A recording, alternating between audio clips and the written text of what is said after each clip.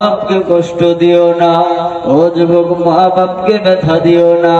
ও মুসলমান, আজ আমি আপনাদেরকে একটা ঘটনা শোনাই। বাপ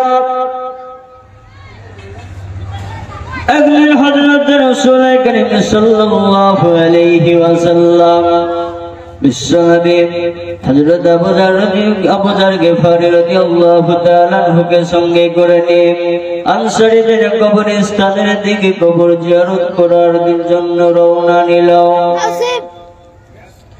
আনসারীদের কবরস্থানে গেল। আল্লাহর নবী বিশ্ব নবী জনাবে মুহাম্মদুর রাসূলুল্লাহ সাল্লাল্লাহু আলাইহি ওয়াসাল্লাম তিনি কবরস্থানে যাবার পরে বিশ্ব নবী একটা কবরের সম্মুখে যে কান্না করতে লাগলো। একটা কবরকে সামনে নিয়ে কান্না করতেছে। হযরত আবু যার গিফারী রাদিয়াল্লাহু তাআলা সঙ্গে সঙ্গে বলে, ইয়া রাসূলুল্লাহ, ইয়া হাবিবাল্লাহ, হুজুর গো, আপনি কেন কান্না করতেছেন? আল্লাহর হাবিব, আপনি যদি কান্না করেন তাহলে পরে কোন দুনিয়ার মাখলুকাত সহ্য করতে পারে না। সুবহানাল্লাহ বলা যাবে না? ও মুসলমান, আল্লাহর নবী বিশ্ব নবী বললেন, আবু যার, ও আবু যার, আমি কান্না করতেছি কারণে। হযরত আবু যার গিফারী বললেন, ইয়া রাসূলুল্লাহ, ইয়া হাবিবাল্লাহ, হুজুর কিসের জন্য কান্না করতেছেন? আল্লাহর নবী বিশ্ব নবী বললেন, আবু যার, আমার সম্মুখে যে কবরটা দেখা যাচ্ছে, আমার সামনে যে কবরটা আছে, এই কবরের মধ্যে যেন ভীষণ ভাবে আযাব চলছে। এই কারণে আমি আল্লাহর কাছে তার কবরের আযাব মাফ করা হওয়ার জন্য আমি দোয়া করতেছি, কিন্তু দোয়া কবুল হয় না। এই বান্দা, আল্লাহর বান্দা তার মা বাপকে কষ্ট দিয়েছে, তিনি ব্যথা দিয়েছে, এই কারণে আমি দোয়া করতেছি, তার দোয়া কবুল হয় না। আল্লাহর নবী বিশ্ব নবী বললেন, আবু যার, যাও, তুমি চলে যাও। যাবার পরে কবরবাসী যত আছে, আনসারীদের যত কবরবাসী আছে, তাদের আত্মীয় স্বজনকে তুমি জানিয়ে দাও। তাদের যারা আত্মীয় স্বজন এসে আপন আপন কবরবাসীর কবরের কাছে যেন এসে দাঁড়িয়ে যায়।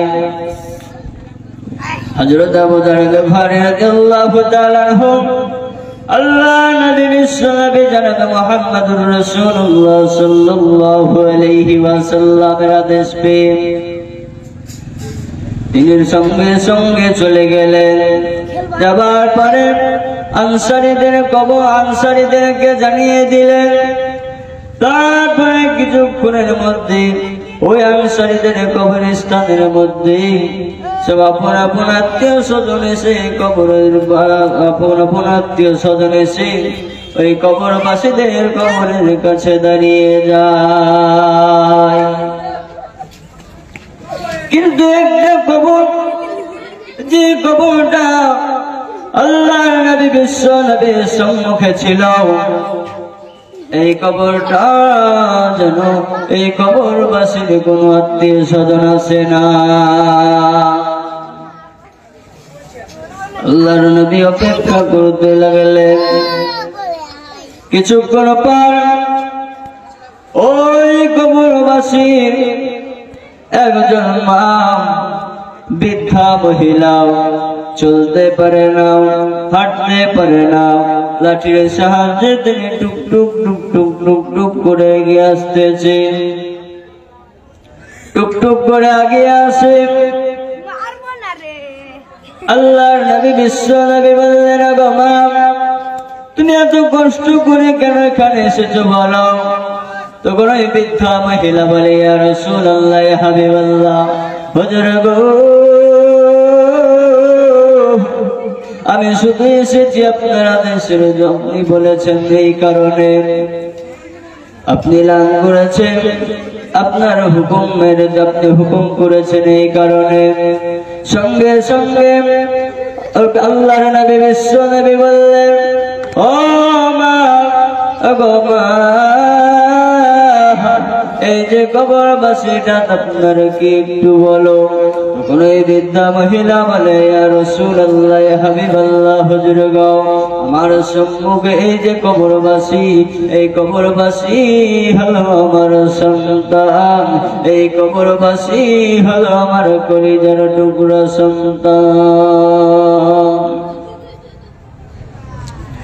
আল্লাহ নবী বিশ্ব নবী বললেন ও বৃদ্ধা ওগো জননী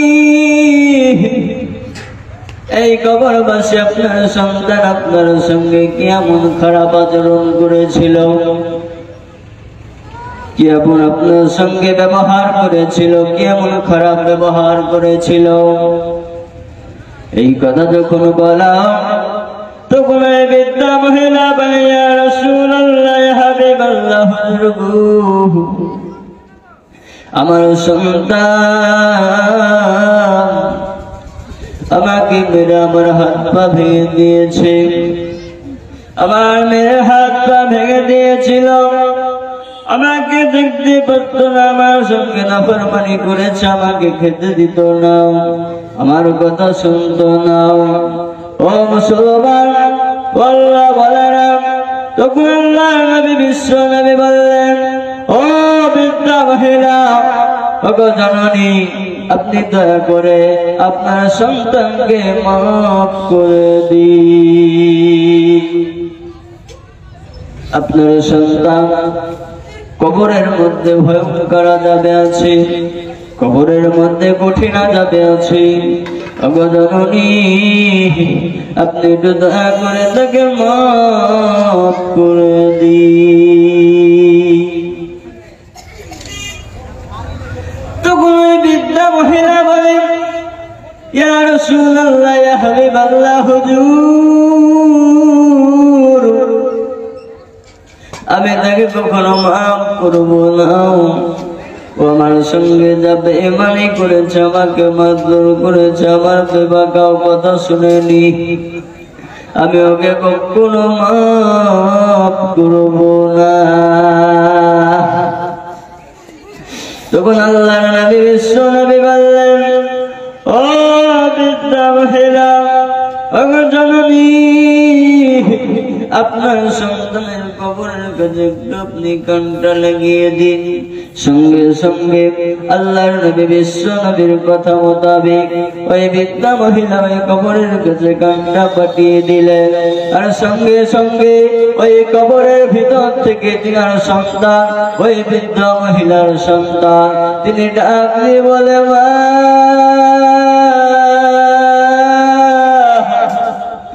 আমি তোমাকে কষ্ট দিয়েছি দুঃখ দিয়েছি তোমার কথা আমি শুনিনি তোমাকে মারধর করেছি ওগো জননী আমি তোমার কথা শুনিনি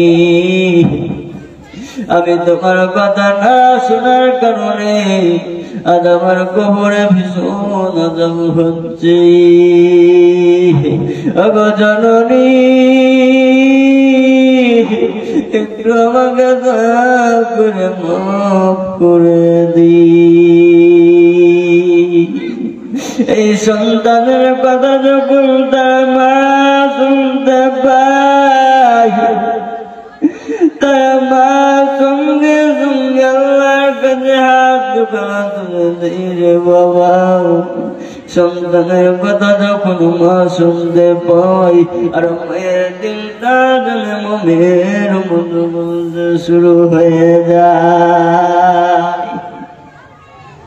ও মুসলমান আল্লাহ ওয়ালারা এনার মা সঙ্গে সঙ্গে আল্লাহর কাছে হাতখানা তুলে দেয় আল্লাহর কাছে হাত তুলে দিয়ে বলে মাবুদ